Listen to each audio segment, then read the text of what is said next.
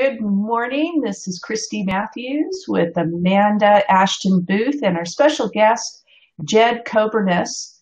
He's an exercise physiologist and movement coach, and we're so excited to have him here today. So welcome to another episode of the FibroPreneurs and sharing our thoughts from the front.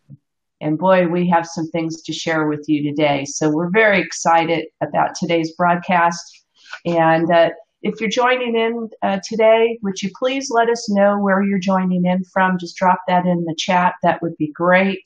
And also, if you have any questions for Jed, this is a great time to start putting them in the chat because we want to make sure that we can answer all of your questions, as many as possible, before the end of today's broadcast. So without further ado, let's get this show on the road, shall we? Amanda, how you doing today? Yeah, I'm good. I was a bit foggy this morning, and that's why we're starting with the fibrofog moment of the week. Yes. Well, it's coming up my mother's birthday, and she might be watching right now. And I sent her a little package, and she received the package today. I had a feeling that's why. Well, when I first woke up, I looked at my phone. You're not supposed to do that automatically when you wake up, granted, but I did. It's a habit that I need to break. But I looked at my phone, and I had seen a message from her saying thank you, so I was like, okay, I'll answer it in a little while, as you do. But then about half an hour later, I went back to find the message, and I was like, it's not there. Has she retracted the message? So I messaged her, and I was like, okay, so did you send me a message this morning? Either that, or I'm completely losing my marbles, or Facebook's just really playing games. So she tagged me in a message that she put on my wall. It wasn't in private chat at all. It was a notification. So I just completely all right. As you do. That's not so bad. Not so bad. Well, Jed, welcome to the show. Really great to have you here. Hi, Helen. Great to have you. Welcome. Jed, thank you so much for joining us today. We're so excited to have you. Folks, this is going to be great. We've had some offline discussions with Jed, and he's got a story that he's going to share here with you. And, he understands what pain is all about too. And he's dedicated his life to helping people move, find ways to move a little bit better so that they can keep their flexibility and, just keep moving because, when we're moving, we're not hurting as much. So he does understand pain, and this is why he's going to be very good to chat with today because he understands where you're coming from, and I think he'll have some very helpful tips for you to leave with after today's show. So without further ado, Jed, welcome, and why don't you tell us a little bit about yourself? Sure. Thank you for inviting me to be a guest on your show. Your show is awesome. I actually, this week, I was kind of putting out some things for a new little obstacle course that I'm creating. But while I was doing that, I was listening to your guys' shows, the episodes, and you two are hilarious. That's awesome. So I appreciate just an opportunity to come and to speak my passion. But so I'm an exercise physiologist. I study movement. I study how the body is affected with that movement. And I'm just fascinated by it. I love to figure out how things work, and movement and everything in between is just, I've been fascinated with it. So how did I get into exercise physiology? It was credited a lot towards my parents. My mom and dad probably wouldn't take any credit, but I grew up as an overweight child. So I know what it feels like as a child to be, not exactly in the in crowd to fit in. I got poked and prodded at in the locker room. It wasn't pleasant, to be real honest, it sucked, right? Like, yeah. Right. it after a while I just started fighting, and that sucked. So somebody called me fat, I just punched him in the face, like that. So learned that real fast, and then my dad really was like, let's get you a job. I didn't know flathead from Phillips head screwdriver, so that was pretty cool. Learned a lot about tools and stuff because I worked at a camper dealership. And the reason I bring that up, and I'll get to that in a little bit, but worked at a camper dealership for a while, worked at some trailer dealerships. I went from 230 pounds to about 150 within that summer, just because it was moving more and eating on more of a structure. I played a lot of video games and ate a lot of not so good food. So that started, between middle school and high school, 7th, 8th, 9th grade. And then past that, I just started becoming an athlete. Still not great in school, but it didn't matter, right? Like once you start moving more, it just kind of correlates with feeling better. And I wasn't an A student, but I wasn't failing, so it was somewhere in between. So fast forward to college, went to college. And I like to do two things in college. I liked to party and I like to lift weights, right? So couldn't really make a career out of partying. I mean, some people have, right? Right. Now that social media is what it is today. But the other thing was lifting weights. And I really wanted to find what that meant to make a career out of it. And I have. The last 10 years have been a huge eye-opening experience just in the way of movement itself. Just because, let's go back to that camper dealership and any other physically demanding job that I've had, it comes back to the pain that I experience today. So I didn't know what body mechanics was. I didn't know there was proper lifting mechanics. I didn't know anything about ergonomics. You bend with your lift with your legs and all that fun stuff that we know we don't really apply to our daily life. And now I have some chronic pain, not some, but just it hurts when you do nothing and it hurts when you do something. So I don't necessarily have fibromyalgia, but it's the chronic pain's always there. Some of it can be radiating. Some of it can just be stabbing and turning it, like it just, that, like it can relate. Pain is so subjective. Pain is so objective. I mean, in anywhere in between. So I feel like I watched one of your episodes. Dismissive was one. You said some doctors are very dismissive, especially of fibromyalgia, and you get to decide. What I tell all of my clients, patients, whoever I'm working with, let pain be your guide. Like, that's it. Like, I can't tell you if you're in pain. How does that physically? There you are. Okay. Somebody was calling. Sorry about that. That's okay. So, so that's what it is pain is your guide to everything. Like movement itself. Some people will say no pain, no gain. Then you throw a little bit extra on there for me and say you're insane, right? Because pain is the body's way of speaking to you. Right. So it's back to say, hey, that's not right. Let's not play like that anymore. Let's not move like that anymore. So while there's a little bit of pain with muscle soreness and fatigue and lactic acid buildup and all of that fun stuff, that can still hurt, right? Like, oh, sure. Fibromyalgia, weird. I'm sure you guys have covered this somewhere, but it literally means pain within the muscle, the ligaments, and the joints. I mean, like, that's it. Like, you're always in pain some way and somehow. So how to mitigate that within your daily life is a big deal. Yeah, it sure is. And you have some problems with your back as well, don't you? You have some spinal injuries. Yeah, I would say nothing diagnosed, right? Well, not say, but like I have never been to a doctor, MRI, or any official diagnosis. But I mean, just the way it feels, just the way I move, just the way I limit my own self, I would say something's going on back there. Bulge disc, possibly herniated Right. disc.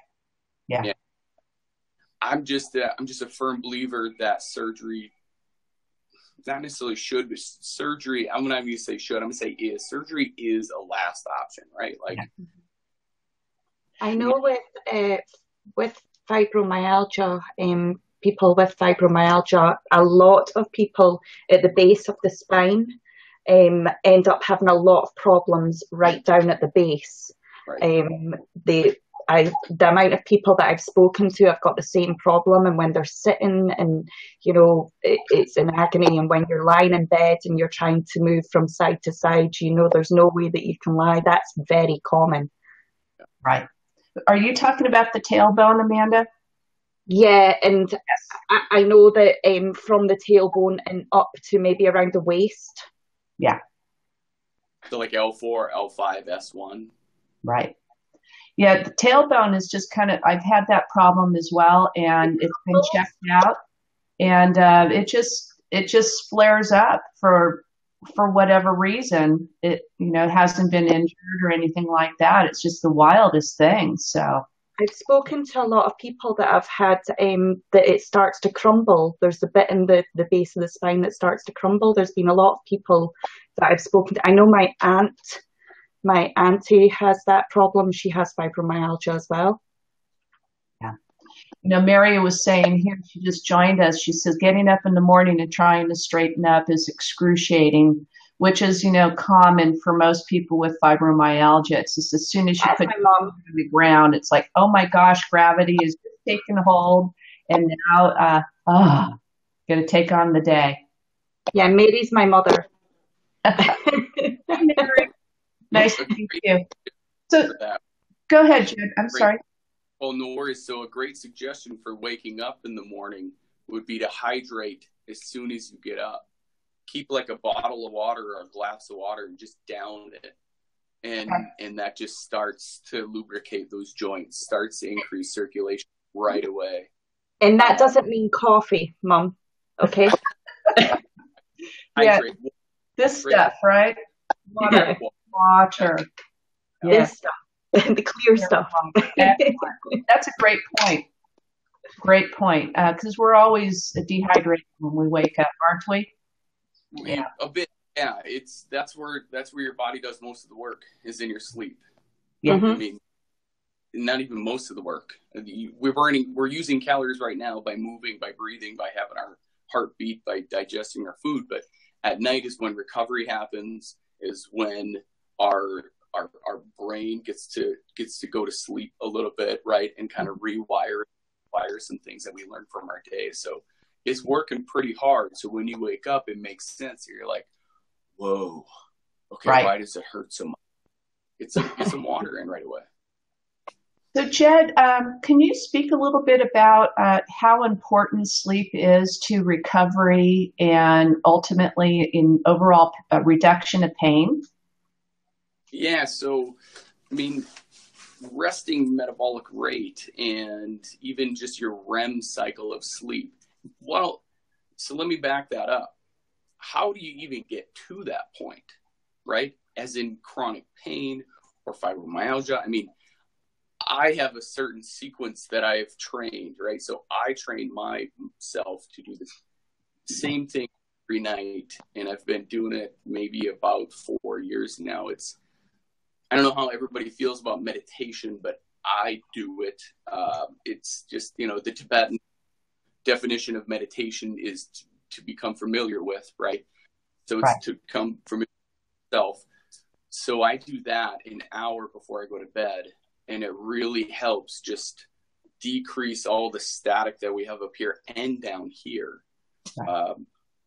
So that's just a good preparation is something you do. And even if you have to write it down, you might have a sleeping checklist, right? And that's okay. Good idea. And it doesn't have to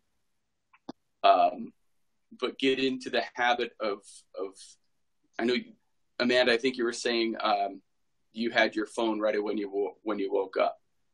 We've probably run how many studies on not having your phone. We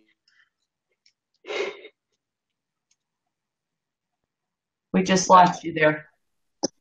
Oh, there you are. Uh-oh. You're back. So as far as like not having your phone before you go to bed, right? So keep that far away. And sometimes even the alarm clock, right? Yeah. So the alarm clock has the numbers. That's pretty, so turn that away. Then at night, your body goes through so many physiological steps that you have to get your brain waves from beta down into your, if you can get to a nice delta wave, then you'd be sad, or even super gamma. Sorry, that's just, I'm fascinated with Dr. Joe Dispenza. If anybody knows, go check him out. We like him too. Yes, absolutely. I've learned so much from just watching him and buying his books and going through courses, and like, it's amazing what this actually has the power to do. But I know it's kind of physiological and scientific at the same time, because that's what he does. But he'll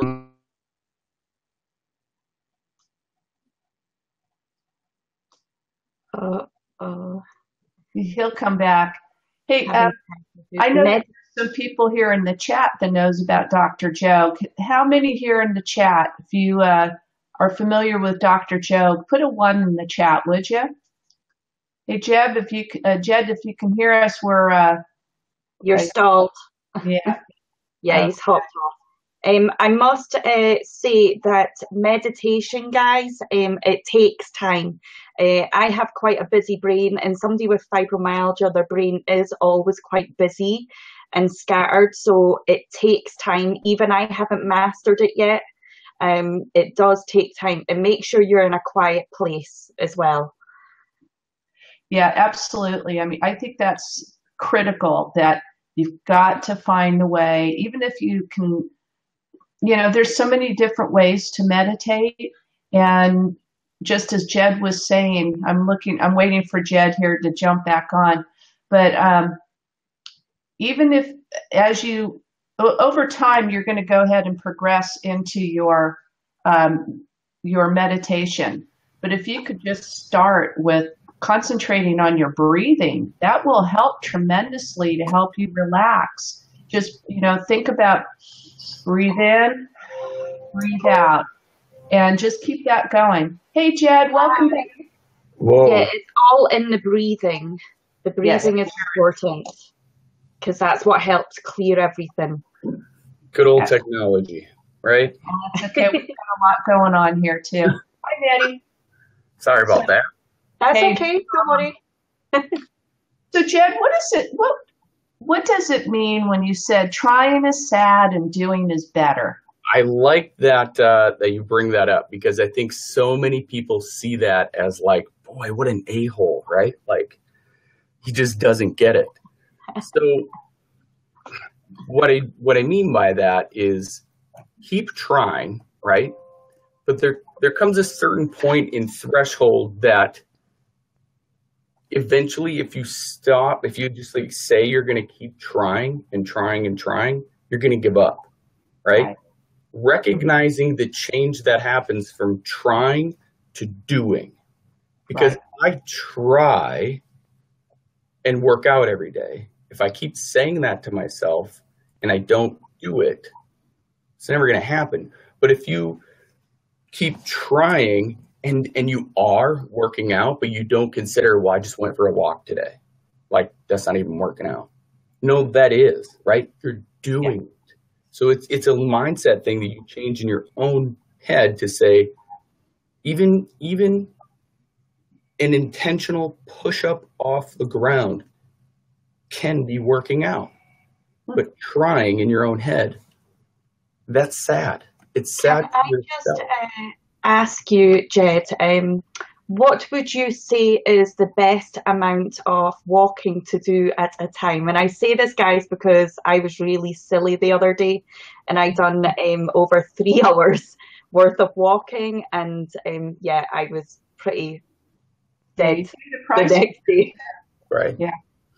So the American College of Sports Medicine, so what I'm actually studying to get this certified exercise physiologist cert, and the research, right? The research shows that 10 minutes minimum has a benefit. But let's dig into that. Let's say in your own mind, man, 10 minutes. Nope. I'm not able to walk from my couch to the mailbox, right? Let's say that's a 3-minute walk. Then intentionally walk halfway and then turn around and come back. Okay. Any benefit is as good as you perceive it as. Like interrupting patterns, that is a huge one. One push-up, one squat, one lunge, right? And I know these sounds like, I mean, this is crazy painful, right? You're like, oh my gosh, a push-up, it's going to send me through the roof. But what about, squats. What's that? I love squats. Yeah, and they don't have to be full squats. They can be shallow squats, and that might be considered your full squat, right? Like it doesn't have to be crazy amount of movement. It's, from what I've learned, right, from what Dr. Joe has said, is it's up here. Like if you can just start imagining yourself doing a full squat, then you're going to try it, and then you're going to be able to do it. That's the trying is sad, doing is better. It's converting into your own mindset. You know, Jed, you mentioned something, and maybe some people here on in the audience can relate. You know, I've had quite a few surgeries, unfortunately, and just a side note, if you could try to avoid them, it's all better because generally they lead more. But one thing that you mentioned about, it's the recovery process. You know, after surgery, quite a few times I would take a walk down the street and I would only be able to make it maybe halfway. And then I'd have to turn around and come back because my body was just so fatigued from having the surgery. And then the next day I was able to go a little bit further and then turn around and come back. And what you just said there made me think about, when you're recovering from the surgery, you have to get up and walk around, and you are going to gain more endurance and so forth. And so I would imagine the same thing occurs too. If you haven't been moving, and the only way to be able to start moving is to start moving a little bit, like just as if you had surgery. Whether you have surgery or not, hey, let me tell you, if you have surgery, you are going to move. They were going to make you move. So that's just the way it is. Surgery causes like a sense of trauma in the body as well, though, because I've mentioned this before. Trauma can actually trigger fibromyalgia, and surgery could be one of the triggers. Oh, absolutely. It's a trauma to the body. Absolutely. So, you know, Jed, you were talking, you didn't get into this, how you ended up when you started your job at age 12. Mm. And tell us that this is a great story about what your dad had you do. Just how did you get to work? I think this is fun. Yeah, so you made me ride my bike. So the long story of what it is short is like I got a job where he worked because I thought I could slack off. Like that was like, I would thought I was so smart. I would thought I was just intelligent as heck, right? I was like, I'm just going to get a job and then I'm going to go to work and dad's going to cover for me. And he's not, I'm going to have to do anything and can make money. And no, that was clearly not the case. So I had to ride my bike, right? And that was the big deal. That was the biggest deal is I think that's why I lost some weight too, was like, I got more active because of that. But like I did also get smart too. And I bought a moped. That's part of the story that people don't really know, but you still had to pedal the thing, right? Like, yeah.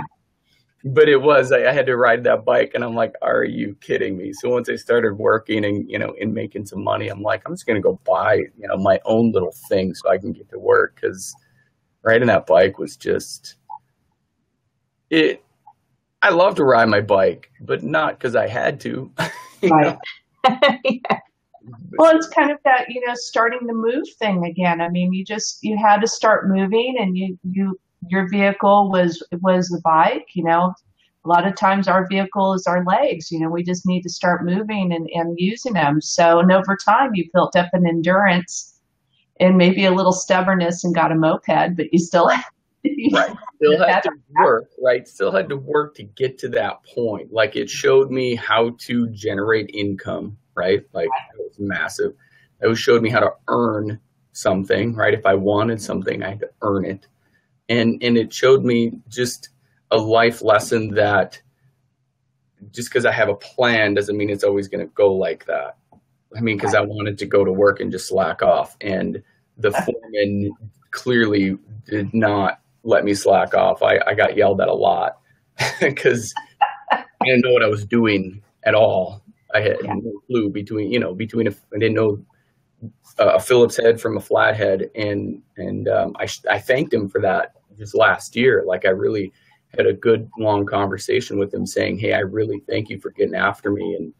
And he goes, you're welcome. And not like, hey, no problem. He was like, you're welcome, because I knew you could handle it. And I'm like, boy, at such a young age, how does a person know another person can handle that kind of a push, So I'm just grateful that he kept on me, because that's what really put in my work ethic. That's why I can work 18 hours a day and not even fret about it, but it's up here. Yeah, that's true. A desire. Yeah, there is no what is it? The saying is, either you do or you do not. There is no try. Right. Yeah. Star Wars. I can't remember the name of the character, but Yoda, probably. The little wrinkly guy. Yoda. Yeah. Yeah. Yoda. Yeah. Right. Exactly. What does WOD mean? So that stands for workout of the day. So I create WODs, and so workouts of the day. And this is just kind of something I stumbled upon within myself and my kids, right? So if you go to my first WOD video, my son is small, he's just a little baby, and my daughter is probably around 2, and they're screaming the entire time in the video. But I was like, you know what? I'm throwing it out there because this is life, right? Like, everything that I do, I don't really edit much for my videos because, to be real honest, I'm lazy with it. Like, I don't really think I need to edit because then it takes away the authenticity of who I am. So the workouts themselves are just ones that there's some days where I don't fit in a workout. So I was like, well, I need to solve that problem. And I did. So then I was just started creating it and throw it out there. And for some reason, people are doing them. Like, it has science behind it where it's, legs this day, upper body this day. There's modifications. There's, everything that I believe in, that I've learned about, and I go through it. Like, that's the biggest thing for me is empathy. Like, if I don't go through it, I really don't feel like I can talk on it. Like, right. Anybody who doesn't know what pain is, or chronic pain is, or fibromyalgia, any of those symptoms, how do they even understand, right? Like, if you don't have empathy, you're shot right away. Like, well, why can't you just, start moving and run? Maybe just go for a run. Okay, well, first of all, like, running requires a lot of impact, right? And what would that do for chronic pain or for fibromyalgia? It would take our already high pain and it would send us through the roof. We wouldn't be moving for days. Yes, that's true. Very true. And it's normally the people that are closer to you. I want to hit upon this point. It's normally the people that are closer to you, because I know there's been a lot of people with fibromyalgia that I've been speaking to of late, and they do stress the fact of family are a nightmare. And they don't understand and they don't get it, because those are the people you want to understand the most. Yeah. Those are the people that are closer to you. I'll tell you something, my dad was the world's worst. There's no compassion whatsoever. But that's just, you have to learn to either, cut it off, whether that's worth sticking around, or whether you just let them carry on. You know your body. Right. You mentioned something earlier, and I think this is good, but, many of our viewers suffer from, chronic pain, fatigue, brain fog, digestive issues, and just a bunch of yuck, just yuck. And due to the painful flare-ups, especially after activity like what you're talking about, you go on a longer walk than you expect. Maybe you took that bike ride because you felt good, and then later on you go, why did I do that? How can you mentioned water first thing in the morning, and I think that's a great tip. What else can people do or you recommend that can help lessen the intensity of a flare-up? So I always think of circulation, right? Okay. So what helps our body the most is, so I ask myself a lot of questions, and sorry if I'm just kind of rambling, but this is what how I operate. Notes as you're talking. Yeah. So what is it that promotes healing within our body? So that's circulation. And how do you increase circulation? So water would be one. And then it's also, you got to get your heart, right? You got to get your heart pumping in a way that it has oxygenated blood to those systems. So how do you increase your heart rate without increasing impact? That would be a really big question for pain, just any kind of pain. I found this one move, and I don't know how well it would go for everybody, but it's called a full body extension. So we all know about burpees. Does everybody, do you think you know what a burpee is? I do. I can't stand them. Crazy amount of impact, right? So I found this move. It's called a full body extension where, I don't know, do you think you can see it? Because that would be kind of cool to show it. I don't know. Should I try it? Sure. Yeah, Why not? Okay. Yeah, definitely. A full body extension is, let's adjust this real quick. Why not? Yeah. There you go. You don't have to go like crazy deep into a squat, but just come down, and then you're going to put your arms back here, and then you're going to come way up into extension, right? So you're going to kind of do something like this, and then you're going to try that for as long as you can, basically, for as long as you can, and get a little winded. So what that does is you're using all of your body, every single muscle. And I know it might sound frightening at first because, oh my gosh, something new. What if it flares? What if I just completely set myself back? Try one today, right? One full body extension today. And if it goes well, stick with one for a while. Then if it goes well, try two. I think what happens is we get two all or none-ish, right? Like we get, now I did one, great, I'm going to try 5 today. Why would you times it by 5, right? Too fast. People who try to increase really fast, they go down. Right. So like the flight. I just hit upon something.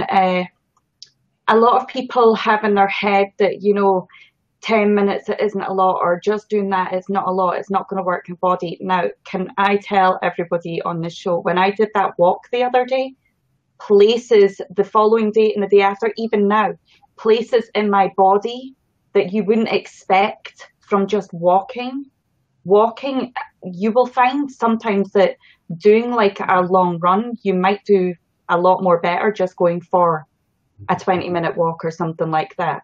And because it does, although you might not think it, it works the whole body. Absolutely. Absolutely. And the advantage of, if you wanted to do a combination of your walking and this full body extension, what you're getting is cardiovascular activity, right? Cardiovascular exercise. Mm-hmm. And then you're getting some strength, endurance, balance, some coordination, some posture, all within that one movement. So if you go for maybe a 5-minute walk and then maybe one full body extension today, and then try it again tomorrow, because that movement itself you won't overtrain that movement. until you're like, okay, I have done 100 full body extensions today for like 30 days in a row.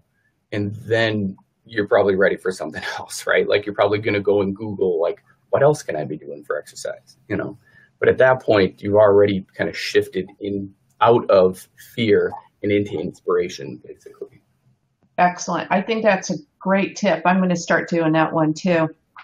You know, and staying moving is important, but here's, you know, like what Amanda was talking about, taking a long walk. It was a beautiful day, beautiful setting, very easy to set yourself up for taking a longer walk than maybe you normally would.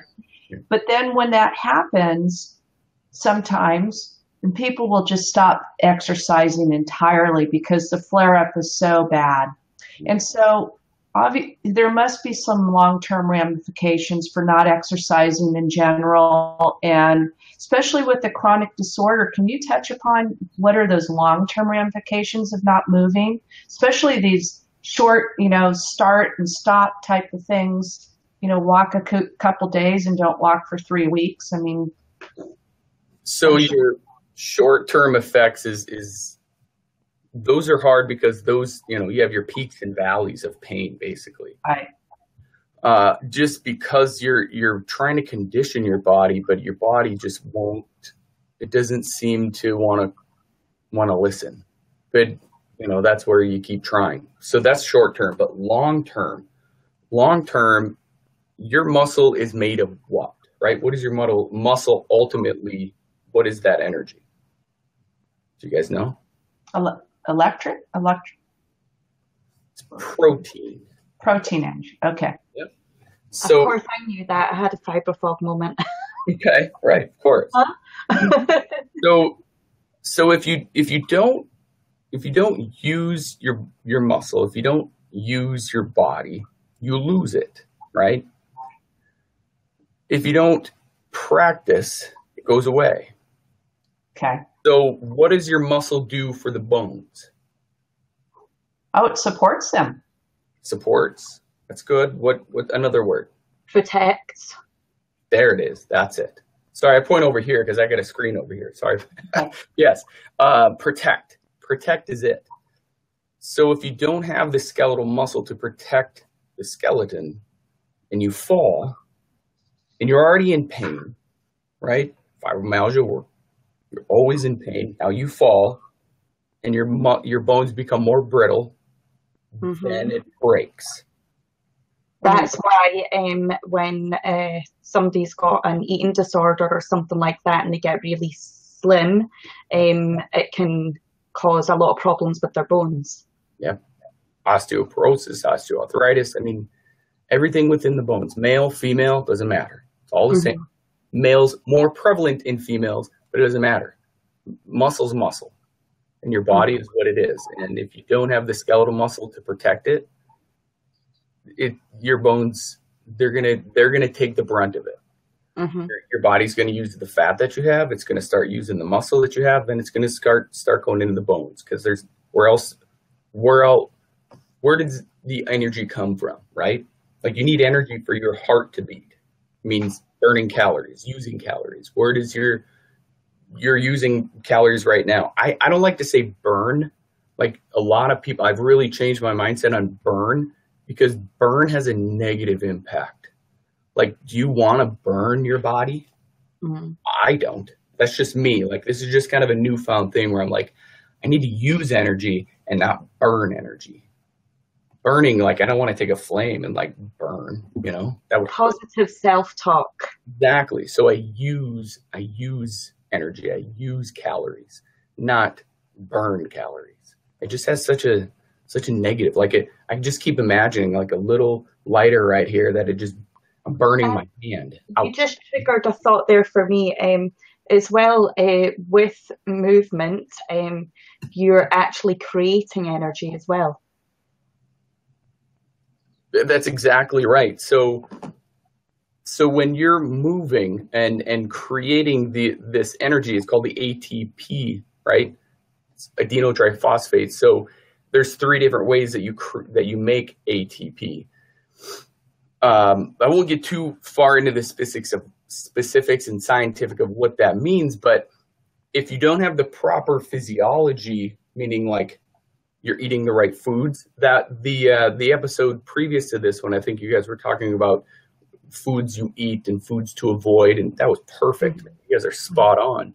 Avoid sugar, you guys, I'm very impressed with this show. Like, you guys are, you're rocking with it. But anyway, so if you don't put in some foods in here that help your body create that energy, then your body's going to take it from somewhere, and it's usually from the places you don't want it to, like your muscles and your bones. Mm-hmm. Right. Yeah, it's true. So those people that are having difficulty walking, riding the bike, what kind of exercise would you recommend? I think you touched on it just a little bit, but is there anything else that you'd recommend besides, maybe some of the squats and the full body extension that you talked about, Yep. just to get people moving? Absolutely. So I think the other piece of like changing a movement pattern is just the thought of movement itself.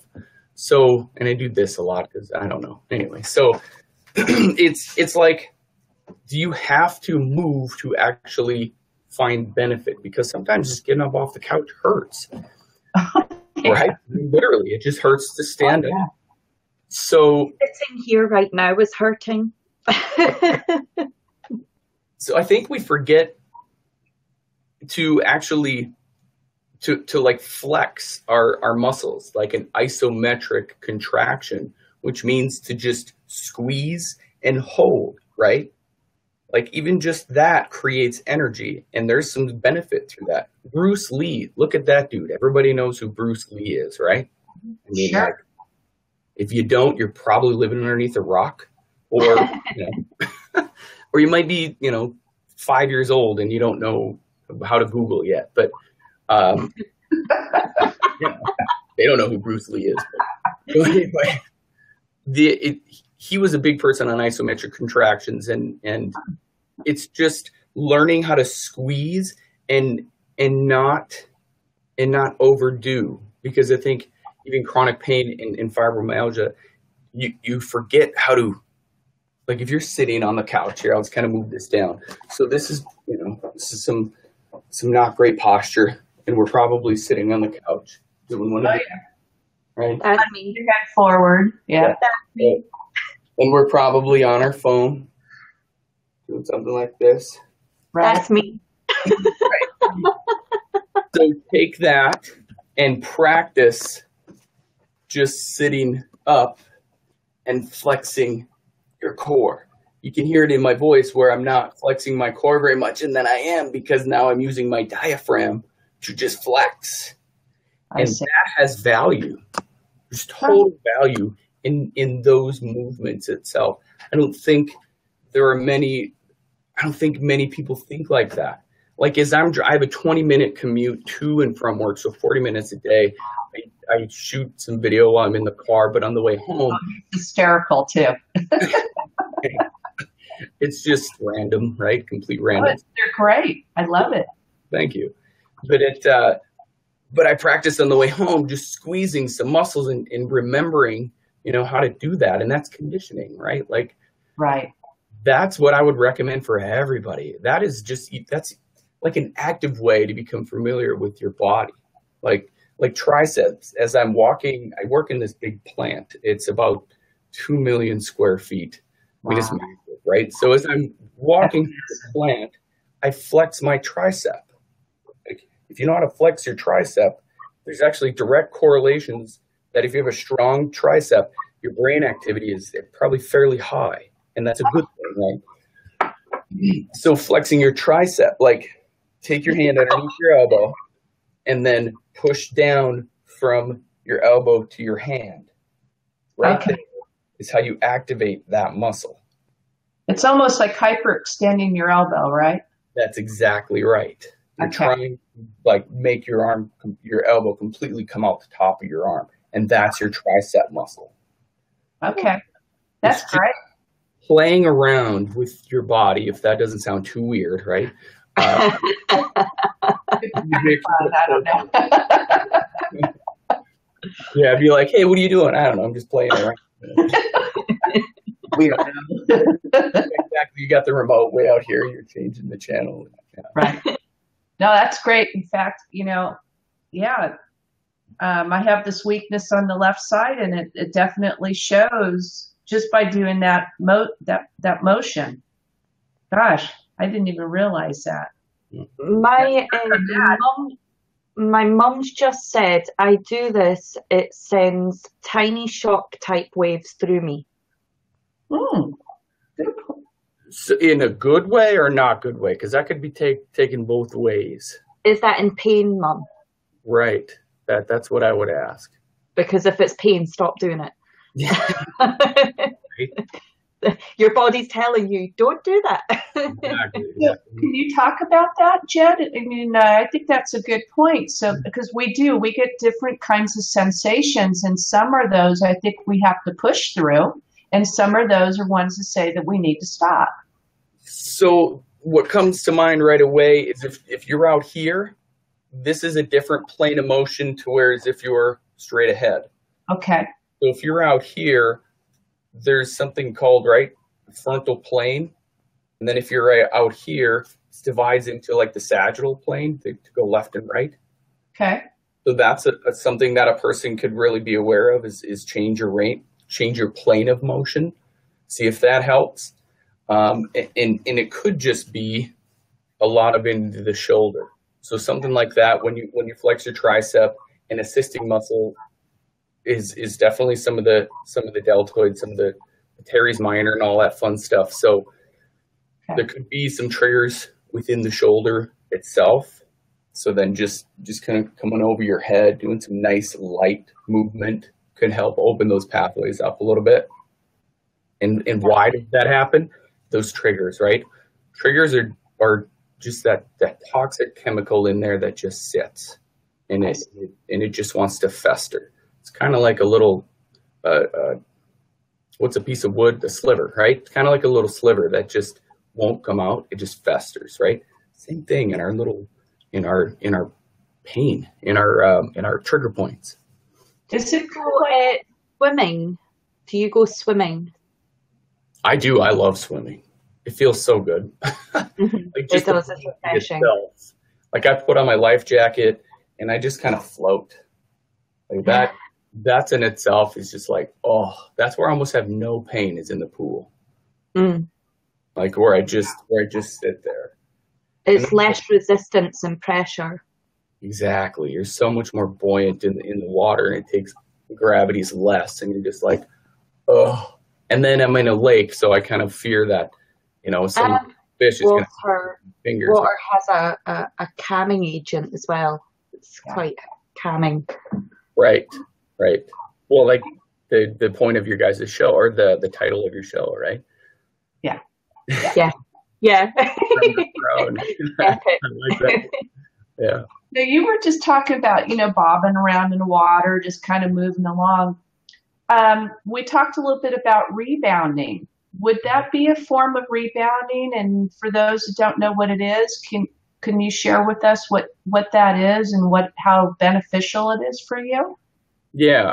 So for me, rebounding definitely just kind of resets my. I'm having a fibro fog moment. The endocrine system, basically, it resets my, what's the word I'm looking for? You said it the other day. Oh, the lymphatic system? There you go, lymphatic system. There, it resets my lymphatic system. Thank you, Christy. I appreciate that. Oh, you're welcome. And just the bouncing itself. Now, bouncing has some high impact if you're not like on the trampoline, like you and I had talked before. But you could do it in water. Like if you're in a very shallow pool, you can kind of just go up and down. It's a lot less impact. So what that does, there's actually psychologists use it to calm the static in your body. I call it static. It's more or less just your central nervous system just needs to be centered and balanced, basically. But for me personally, I love to jump rope. Like I jump a lot of rope, and it hurts my back, but I take the good with the bad at that point. Right. I kind of go against what I say is let pain be your guide. It more or less hurts in my knee because I blew out my knee, but that's neither here nor there. But so then the jumping itself, I just feel like I'm a new person when I'm done because it's very centering. But a person could try it in a pool. You could almost, I'm trying to think of another way, if you don't, let's say you don't have the trampoline, because not everybody does. You could use like a counter, and then just kind of just a light up and down. You wouldn't even have to like jump because that requires impact, but just a light pulsing gets you to kind of like, open up a little bit. You could use the counter. And the reason I say the counter, because balance can kind of sometimes be an issue. If you're bouncing around, watch out, right? If you're in the middle of a room, you don't want to fall over. No. The little indoor trampolines, the exercise trampolines, they're really cheap to pick up. I've got one here. I use that as well. Yeah. Well, and that alone is some concentric and eccentric firing of the muscles, which leads into muscle strengthening. So, like, you may not find that to be a crazy amount of exercise, but you're still doing it, right? Like, that still counts. You could be watching telly and just bouncing away. Right. Exactly. Well, that's flexing your feet. You're moving your ankles. That's, I imagine, engaging your calf muscles, the entire leg. So, yeah, there's benefit. Also, another piece of apparatus. I'll let Jed say whether I'm correct or not in giving this advice. A yoga ball. If you're wanting to do squats, you can do squats and have the yoga ball support you behind you. Yep. So that's good support. It's just if a person is ready for the imbalance, some of the imbalances that come with it, that would be the hard part. It's really, it gets you to, for proprioception as far as like those balance pieces themselves. The other thing is, if you didn't have that, just put your back up against the wall. Okay. Do like a wall squat itself. And you can I get more energy by doing a little thing on the ball that my friend Katie taught me. Is Tony Robbins, when he comes on the stage, he goes right. Yep.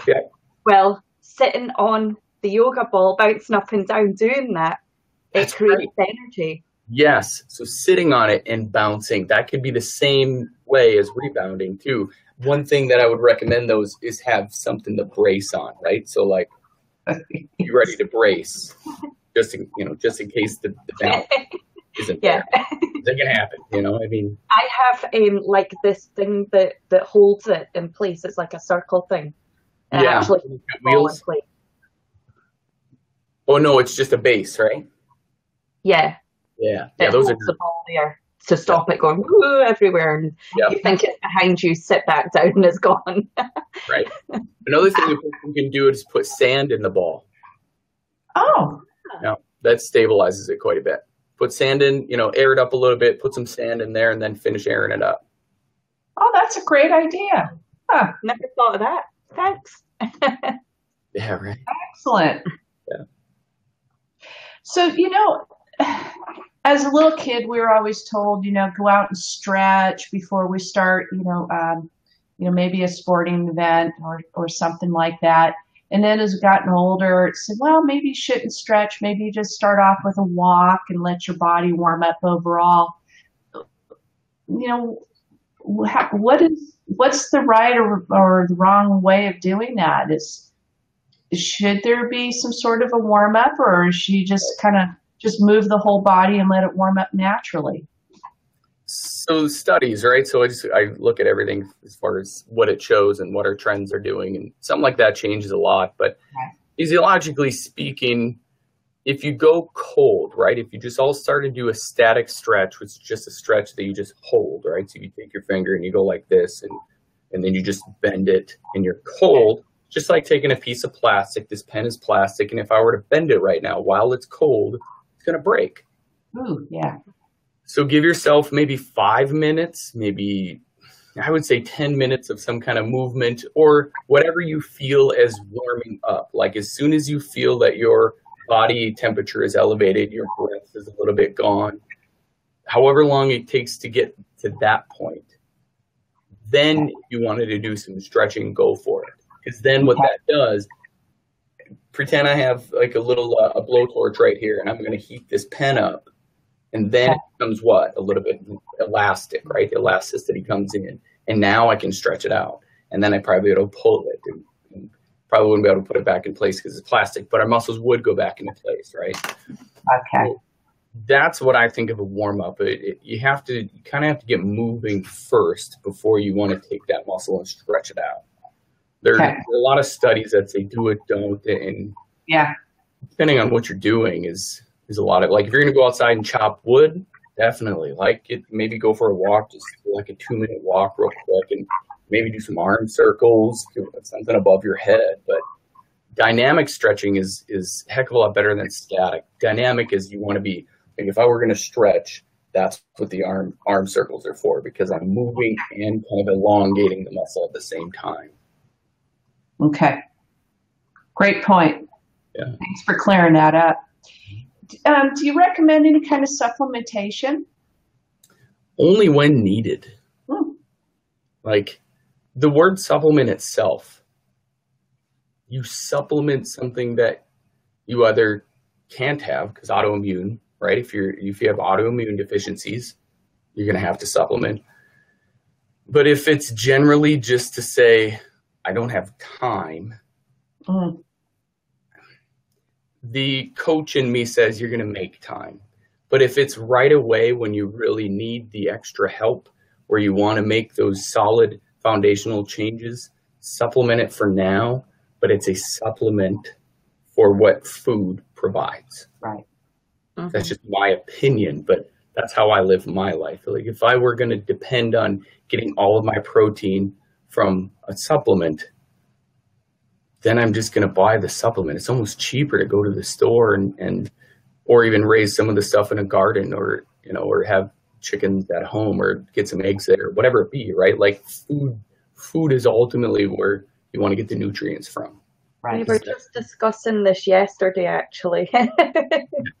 And supplements, from what you can correct me if I'm wrong, but sometimes we're buying supplements and we're not absorbing them because we haven't, put the proper food into our bodies to start building up those enzymes and things so that we can absorb that stuff. So we could be wasting our money on buying supplements that are not doing us any bit of good, where, our body wants food and real food.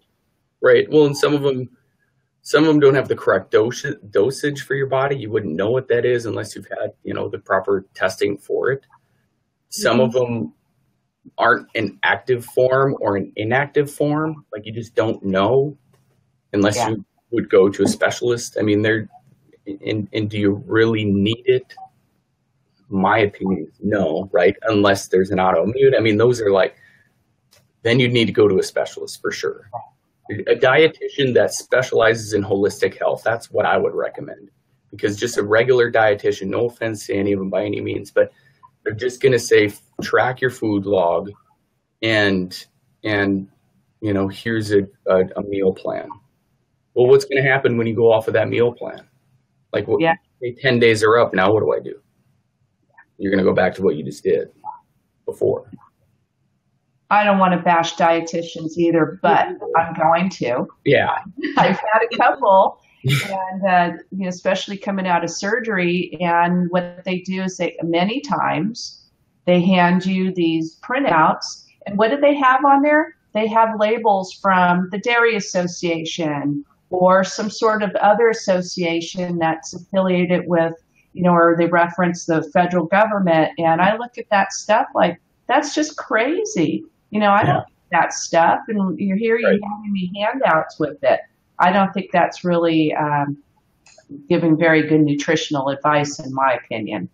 And I have the argument with the doctor over the vitamin D and the dosage, and going to look at a little book, their doctor's book that they're supposed to go by to keep them covered. Apparently 800 IUs of vitamin D when you're deficient is enough. And it's really not. Even double that's still not enough. Right. Well, and yeah. I mean, my dad had open heart surgery, and a lot of open hearts, and at least in his case, is lifestyle, right? So like, and I love my dad to death. Like I'm not bashing him, but the reason I say this is because the dietitian, they went, I think, twice to the dietitian, and they provided no value. It was, okay, low sodium diet. Right. And here are some ideas, or here's a meal plan for you to try to follow. And it's like, yeah. Okay, educate, right? Let's get a little bit more value in this 15-minute session that you have, because they're cram-packed full of, cardiac patients, and they got to get their numbers and their quota, so the insurance will, anyway, so we can go on about that forever, but yeah. You're that same sentiment. To cover the disclaimer in this show, by the way, guys. I just want to hit upon that. We'll cover that in a minute. So Net was just mentioning that your doctors recommended a diet pill, but you refused. So how do you feel about that, Net? Are you making any progress without the diet pill? Kind of curious about it. And, we should disclose everything that we're talking about here, folks. Amanda and I definitely are not medical professionals. Jed has had training in the area that he's speaking about. But of course, you should always go to your doctor, and you and your doctor are the ones who make the final decisions in whatever course of action you're going to take for your body. So it overrules what we say. Check it out with your doctor first. And then if your doctor agrees, great. But remember, it's you and your doctor. You guys are a team. And so that's what you guys decide. And then what we have to say. I mean, we're talking about like us and how we've coped and things like that. So each person's different. So you might have something that's different from what we have, and you have to get that covered by the doctor. Right. So that's really important. Excellent. Net says, refuse to take those diet pills and working out with Jed's WODs. Work out for the day. Excellent. Yeah. Hey, Commander. Thanks for joining us. So we're getting here towards the end of our broadcast. And Jed, how can our first of all, you have any closing thoughts? And then if you'd let our viewers know how to get a hold of you. You're really going to want to follow Jed. His morning drives are awesome. His, what he calls his rambles. My talk therapy. Yeah. Awesome. Talk therapy is awesome. So he's got some great advice there. So please, some thoughts and definitely how to get a hold of you. Sure. Closing thoughts, I would say, first and foremost, let pain be your guide. Like, that is literally your connection to your body. And if you don't have any pain, well, awesome, right? Like, more power to you. But listen to it when it does. If you're chronically in pain, fibromyalgia, chronic pain, male, female, really hone in and start to get to know your own self and know your movement patterns. As soon as you go unconscious and stop thinking about what you're doing, find a way to either anchor or catch that, say it out loud, change. Dr. Joe Dispenza would say change, say it out loud, like change. Then that kind of wakes your body up. And forgive, right? Forgive yourself. Don't be so hard on any kind of things that you don't do, right? Or can't do. Anything you can't do today doesn't mean you're not going to be able to do it tomorrow. Like, we all, like, it's probably been said a million times already, but we all have 24 hours in a day, and working on ourselves is where it all begins. It all starts right in here. That's it. So if you can block anything outside and just start here, you got it. That's where it all begins. Excellent. And then where to find me is my website. It's just my first name, last name.com. So jedcoburness.com. And an email, YGT. I say you got this a lot, so that's where YGT comes from. Yeah. So YGT@jedcoburness.com. Shoot me an email. I'd love to just talk with people. Like people are what are my oxygen. Like that's it. Like if I could just talk all day with people about what's going on in their life, I love to listen because a lot of that can come out in really becoming aware of what you say. So I'm totally with you there. Yes.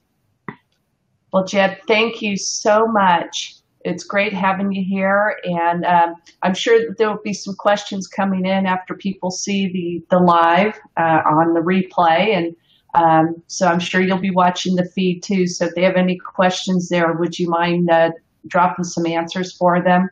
Oh, absolutely. That would be great. Yeah, thanks for having me. I just appreciate anybody listening any more than 20 seconds of my voice. So. Yeah. Now, what's your Facebook page? There's some great stuff there too as well. It's just so facebook.com/Jed Coburness. Okay, great. Yeah. So it's Jed Coburness. Yeah. Kobernusz. Spot on. Yes. Okay. All right. Cool.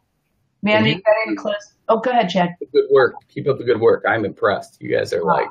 Thank you so much. Way up here. You're awesome. I love it.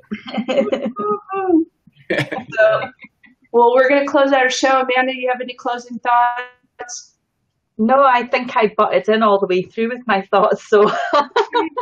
It's okay. That was awesome. So, all right. Well, again, thanks everybody for joining us. Jed, thank you very much. Amanda, awesome. So you all have a great day, and we'll see you on the next show. Okay, bye now. Thank you. Bye-bye.